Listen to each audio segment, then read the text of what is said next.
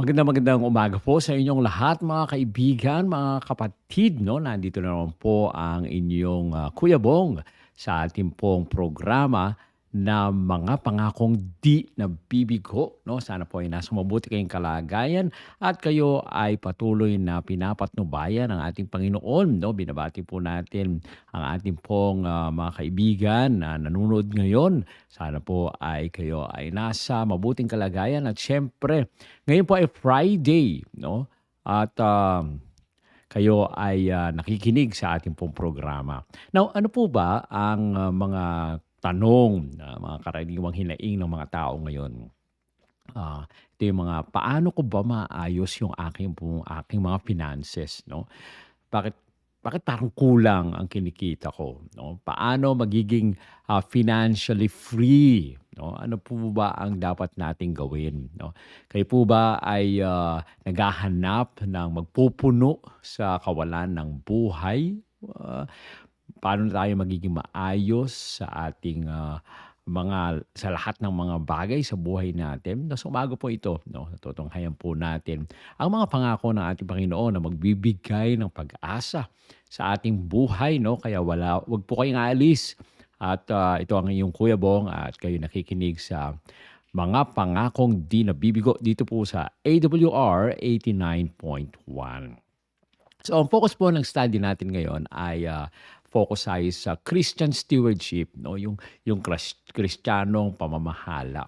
Paano po ba ang mga prinsipyo ng Biblia 'no, sa pamamahala ng ating pong mga yaman at yung pagsasagawa ng ating pagbibigay 'no, paano po ba natin tayo ang magbibigay?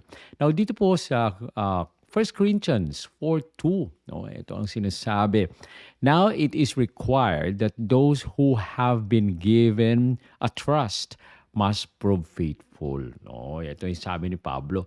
Ngayon, sabi niya, kinakailangan daw po na tayo na mga pinagkatiwalaan ay dapat mapatunayan na tayo po ay tapat, no? Tayo po ba mga kaibigan ay tapat, no? Yan ang tanong sa atin. So, ay handa na po natin yung ating pong mga notebook. Yan, at ang ating acronym ngayon. Word of the day is give. Yan, Give. So yung G ay gratitude, yung I investment, yung V ay vision, and yung X ay example. No? So, ating tingnan po ito, mga kaibigan. Doon muna tayo sa give. Yung sa G, doon sa ating pong acronym na give. Sabi po dito, gratitude for God's provision. No? Kailangan daw po pala na tayo po ay nagpapasalamat sa mga nilalaan sa atin ng ating Panginoon. Ang Kristiyano ay nangangasiwa doon sa binigay ng ating Panginoon. Ito po ay nagsisimula muna sa pagkilala natin na ang lahat ng meron po tayo ay mula sa Diyos. Tama po ba yan? Dapat malinaw sa bawat isa sa atin na ang lahat ng meron tayo ay nagmula sa Diyos. No, paano naman sasabihin ko, ako pinaghirapan ko naman 'to, 'no? Ito ay hindi sa ating Panginoon, kundi ito ay pinaghirapan ko. Pero kung titingnan po natin mga kaibigan, in the logic way of thinking is that lahat naman ng ating pong, napaghirapan ay maaari sabihin natin sa atin. Pero kung walang binigay ang ating Panginoon, like yung hininga natin, saan ba galing yung hininga? Yung isipan po natin, saan ba galing yung isipan natin? Yung ating lakas, yung ating talino, yung ating talento, saan ba galing yan? Lahat po ito ay galing sa ating Panginoon. So hindi po natin pwede sabihin na meron sa atin ito. Dahil kapag inalis mo ang ating Panginoon sa equation, meron pa ba tayo? Wala po. Wala po tayo kapag wala ang ating Panginoon. Pag inalis natin yung ginawa ng ating Panginoon, yung contribution ng ating Panginoon, ay wala po tayo. Para lang yan pong mga businessman. Merong isang tao na ang galing-galing magkarpintero. Merong isang tao na siya po ay magaling na at talentadong tao. Now, tingnan po natin. Kung ang isang tao na magaling gumawa ng bahay, for example, kung wala siyang puhunan, meron ba makakagawa po siya? So, kailangan din ng merong magpupuhunan, no? So, ang ating Panginoon po nagpuhunan para sa bawat isa sa atin. Nilagay niya yung araw. Oh, hindi natin magagawa yun. Nilagay niya yung hangin. Magagawa po ba natin yun? Hindi. So, kailangan po, no, na atin pong isipin na lahat na nanggaling sa ating Panginoon, yung mga lakas natin, yung ating pong talento, ito ay galing sa ating Panginoon. Okay? So, sabi po sa Psalm 24:1, no, "The earth is the Lord's and everything in it, the world and all who live in it." No? Napakaganda. The earth is the Lord's. Ang lupa po ay sa Panginoon at lahat ng naririto, ang mundo at ang lahat ng naninirahan dito. So, hindi lang po pala tayo binigyan ng ating Panginoon ng mga pangangailangan natin. Tayo, no? Tayo mga kaibigan, ay pag-aari ng ating Panginoon. No, sabi naman sa James 1:17, "Every good and perfect gift is from above." No? Coming down from the Father of the heavenly lights. Kaya nga po, no, napaka-importante na ating pong muni-munian na ang bawat isa ay magpasalamat sa ating Panginoon dahil sa lahat ng matatanggap natin, lahat ng kaloob ay mula sa ating Panginoong Diyos. No? Ito po ay galing sa Ama na ibinigay sa bawat isa sa atin. Okay? Now, ang sabi po ni Melody BT, isa pong manunulat, no? "Gratitude makes sense of our past, brings peace for today, and creates a vision for tomorrow." No? Kapag tayo daw po ay nagpapasalamat, nagbibigay kahulugan ito doon sa ating nakaraan. Okay? Nagdudulot sa atin ng kapayapaan para sa ngayon at lumilikha ng isang pangitain para bukas. No? Ang ganda sinabi ni Melody BT. Yan. Ang sabi naman ni Maya Angelou, no? "When we give cheerfully and accept gratefully, everyone is blessed." Ang ganda po, no? Kapag tayo daw po ay nagbibigay ng masaya at tumatanggap din naman ng may papasalamat, lahat ay pinagpapala. Kaya kung kayo po ay magbibigay, kailangan masaya tayong nagbibigay, no? Not grudgingly, ayan ang sabi sa atin sa banal na kasulatan. At tayo naman, kung nakakatanggap naman tayo po ay binigyan, kailangan rin naman tayo po ay magpasalamat, no? Sa lahat ng binigay sa atin ng ating Panginoon. So yan po, no, yung una doon sa ating pong give na word, no? Gratitude for God's provision. So kailangan po lagi tayo nagpapasalamat doon sa binigay sa atin ng ating Panginoon. Okay? So letter I. Yung letter I naman po ay invest wisely in God's kingdom. Mamuhunan daw po tayo ng may katalinuhan sa kaharian ng ating Panginoon. No? Nananawagan sa atin ang Panginoong Diyos na gamitin daw po natin ang ating oras, yung ating pong talento na mapagkukunan ng talino, no, para sa kanyang kalwalhatian. Kaya nga napaka-importante na kapag tayo daw po ay namuhunan, kasama dito po, no, yung investing in God's kingdom, no. Kasama po dito ay yung ministeryo, no, yung ating pong pagtulong sa iba, pati na rin yung pagpapasulong ng ebanghelyo, no. Kaya nga kung tayo po ay gusto natin na tayo po ay maging sagana, no, mag-invest din tayo.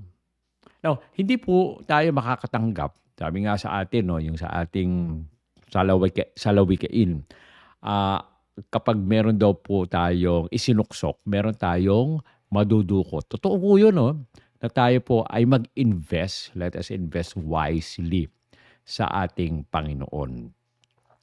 Now, ito po ang sinasabi po dito sa Matthew 6:20. No? Kapag tayo daw po, ayan, sabi po dito, invest, no, wisely, no, yan ang pinagtutuunan natin ng pansin. Matthew 6:20, but store up, no, for yourselves treasures in heaven, where moths and vermin do not destroy, and where thieves do not break in and steal. Oh, napakaganda. Na tayo daw po ay mag-impok. Since ang ano natin, sunod na letter ay I, tayo po ay mag-impok. Yan. Para sa ating po mga sarili ng kayamanan sa langit. Kung saan ang mga gamo-gamo at mga insekto ay hindi na po sumisira. No? Walang magnanakaw. At walang manggugulo. No?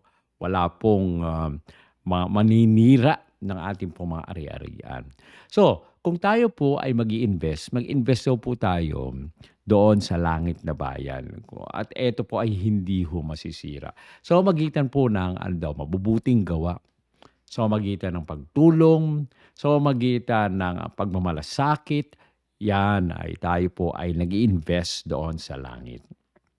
Sabi naman po sa Luke 16:10, whoever can be trusted with very little can also be trusted with much. No?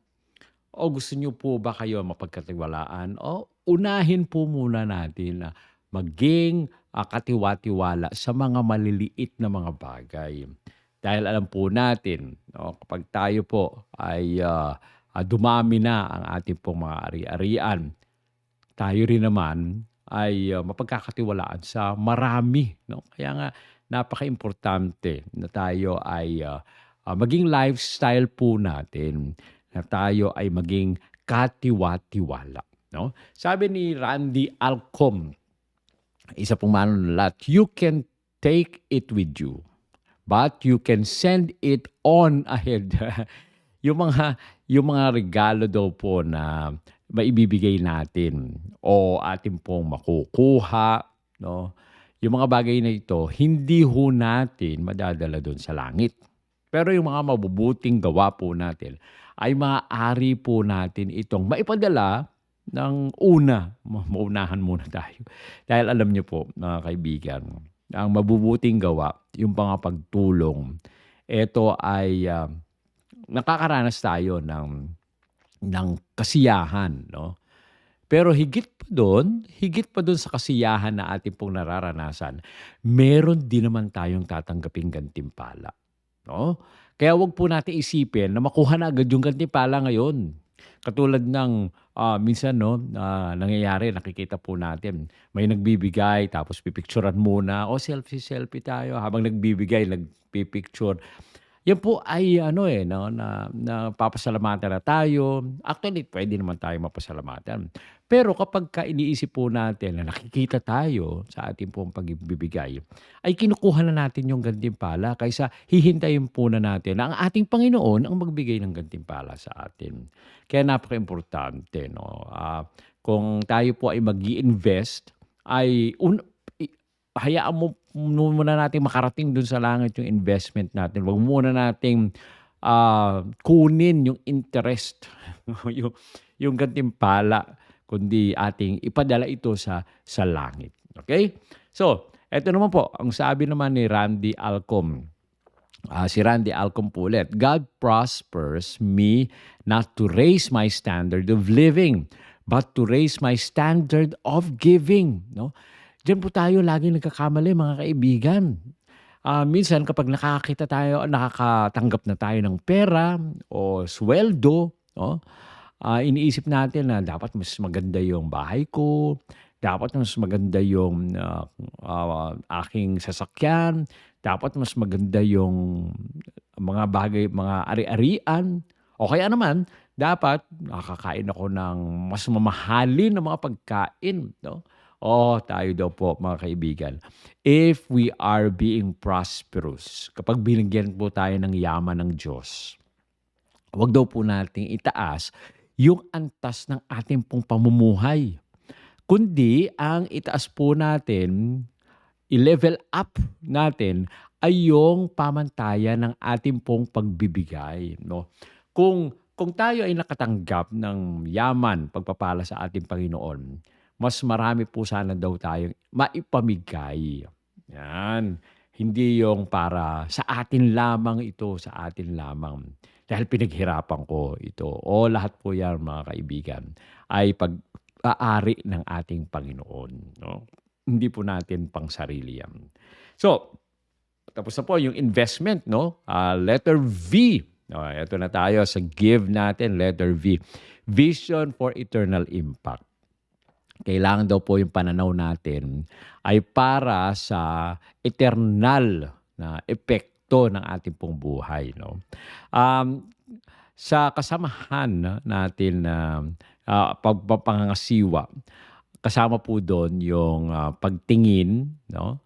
Sa yung focus po natin hindi doon sa material possession, no? Ang focus po natin ay doon sa eternal na makikita po natin.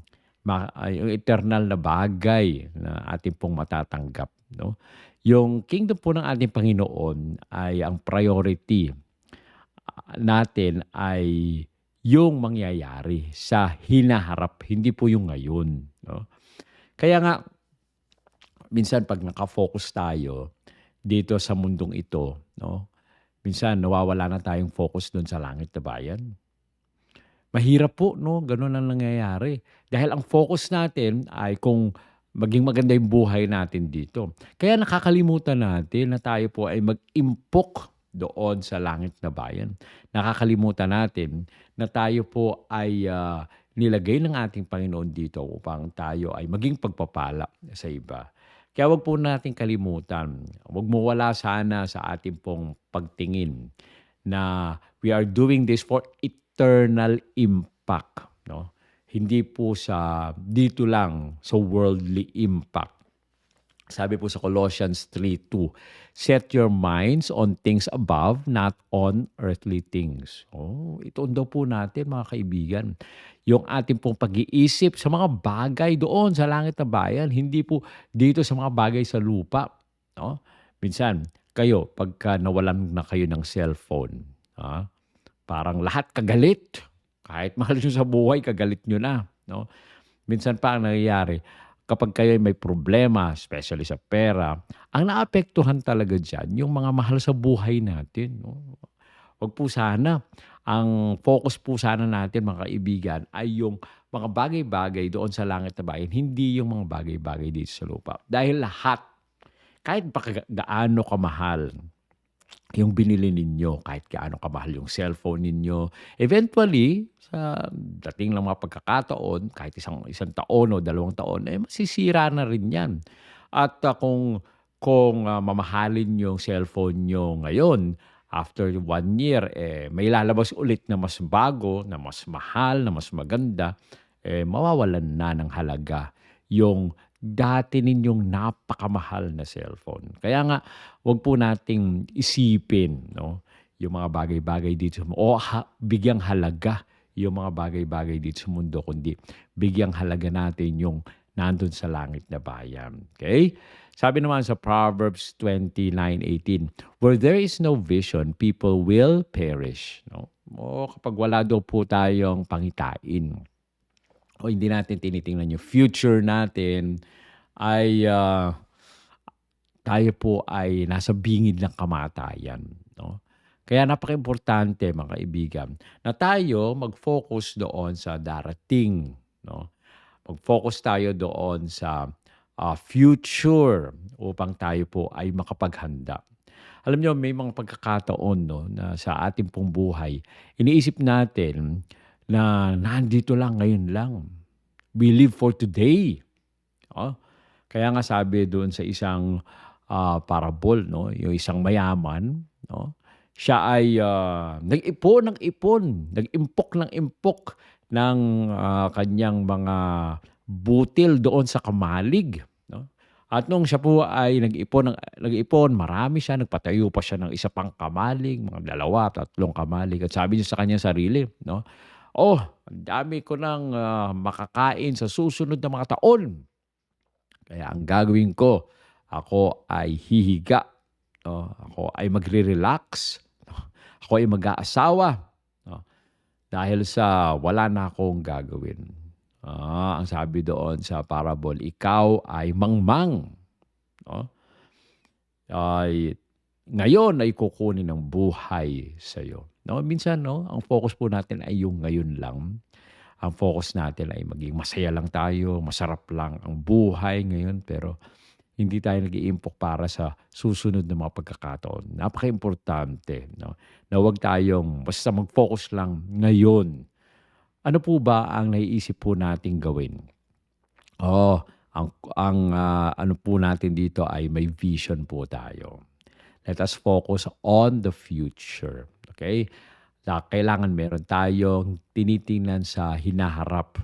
At katulad nung kanina, ay wag lang yung mag-ipon, kundi maging tulong, maging pagpapala, dahil ang ating Panginoon ay nagmamahal sa atin.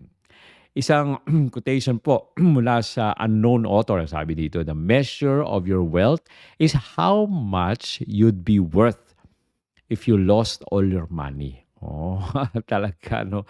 Ang sukatan daw po ng iyong kayamanan ay kung magkano ang halaga mo kung nawala mo na ang lahat ng iyong pera. No? Bagaman hindi kilala kung kanino galing to, pero tama naman, di ba po? Minsan, kapag marami tayong pera, ang dami nakakilala sa atin. No? Pero pag wala na tayong pera, yung mga dati nating kakilala, na akala natin tunay nating mga kaibigan ay wala na, nawawala na po sila. Kaya nga, paano ba, no? Paano mo masusukat ang iyong kayamanan? Alam niyo po, ang kayamanan po natin dito ay hindi nasusukat sa pera. Ang kayamanan natin ay kung paano tayo nakikitungo sa iba. At kung tayo rin naman ay paano tayo pinakikitunguhan ng iba, no? Kaya nga napaka-importante sa buhay po natin, mga kaibigan. Napahalagahan po natin yung mga tao sa paligid po natin para sila rin naman ay patuloy na magpapahalaga sa bawat isa. Okay? Sabi naman ni Billy Graham, faithful stewardship is recognizing that everything belongs to God and using it for His glory. Yan daw po, ang pagiging tapat na tapat na alagad ng ating Panginoon, tapat na steward ng ating Panginoon. Yung pagkilala po natin na ang lahat ng mga bagay nito ay pagmamay-ari ng Diyos. No? Yan ang kailangan nating pagtuunan ng pansin. At yung pinaka-last po ay letter E, example of generosity. Sana po ay tayo maging halimbawa, no, ng pagiging bukas palad. Bilang po ang mga katiwala ng ating Panginoong Diyos, tayo po ay tinatawagan ng ating Panginoong Diyos na maging bukas palad, no? Isalamin po natin, tayo po yung sumasalamin pala sa katangian ng ating Panginoong Diyos. Tayo po ay magbigay, no? Maging mapagbigay.